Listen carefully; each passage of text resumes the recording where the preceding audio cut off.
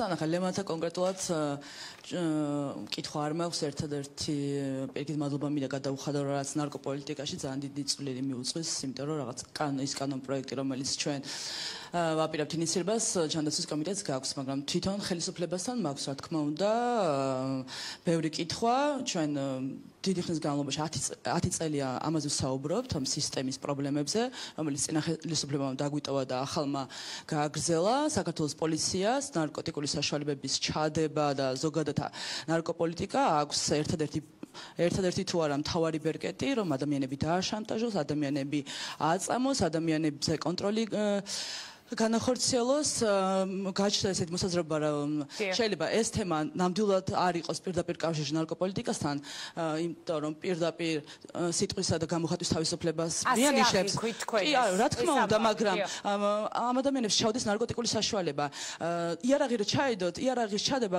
გაცილებით ნაკლებ პატიმრობას ითვალისწინებს 2-დან 3 წლამდე ნარკოტიკული საშუალებების ჩადება ითვალისწინებს უმცირესი ნაწილაკის ჩადებაც კი ითვალისწინებს 8-დან უვადოდ.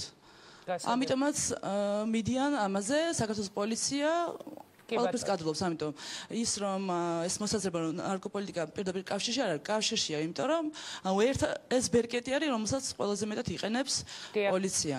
კი ბატონო, ბძანე და რეკლამა და რეკლამის შემდეგ თინასთან და ლევანთან ვიწყებ უკვე საუბარს. მე ესეთი კითხვა. ეს ბიჭები რომ არ ყოფილიყვნენ ცნობილები თუნდაც იმიტომ რომ მართლა არიან ცნობილები ძალიან რეიტინგულ პროდუქტს ქმნიან და რო არ ყოლოდათ თუნდაც ისეთი სწორად გამიგეთ ჩემ თავზე არ ვამბობ ცნობილი მეგობრები რომლებსაც ხალხი ახალგაზრდები გაყვებოდნენ ან რო არ გამოჩენილიყვნენ ბიჭები თუნდაც თეთრი ხმაურიდან ხო იყო თუ არა უზომოდ დიდი რისკი იმისა რომ ბიჭებს დაიჭერდნენ უსამართლოდ და მისცემდნენ 8-დან 20 წლამდე ან სამუდამოს. დაამატეთ და მაშინ ლევანი გიპასუხებთ შემდეგ გადავალ გურამთან და მე მინდა დავამატო ის შემთხვევა ჩვენ ერთი თვის წინ გავასაჯარავეთ პაკელიანის საქმე რომელიც ზუსტად იგივე თემაზე არის დაკავებული ეს ადამიანს ჩაუდეს ბიო ნივთიერება ბიო რომელსაც მას ჰქონდა გადაყლაპა მაგრამ ჯიბეზე არ ქონდა, მაგრამ მაინც ჩაუდეს და კომატოზურ მდგომარეობაში 5 დღე იმყოფებოდა ეს ადამიანი კომატოზურ მდგომარეობაში და შემდეგ რომ გამოვიდა, ეგრევე ციხეში წაიყვანეს.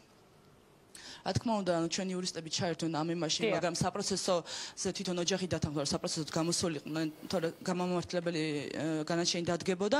ანუ ესეთი შემთხვევები ამდენი ხნის განმავლობაში არის უამრავი. გიორგი გიორგანაშვილი, რომელიც გასაჯაროვდა პეტიცია ხელის მოწერაზე, ბახალაძეც, რომელსაც მხარდაჭერა ჭირდება, იმიტომ რომ იქაც ზუსტად იგივე გარემოებებია და ოჯახი ამბობს, რომ ჩადებული. ეს არ არის ერთი შემთხვევა, ეს არის შემთხვევა, უბრალოდ. კარგით, მოდით ლევანს მოусმინოთ, ლევან, დაგისვეს კითხვა, რას უპასუხებ და შემდეგ უკვე რეკლამას გამოაცხადებ, რეკლამის შემდეგ ისევ ჩვენთან ერთად არიან ეს ადამიანები. ბატონო, პირველ რიგში ძალიან დიდი მადლობა მოწვევისთვის.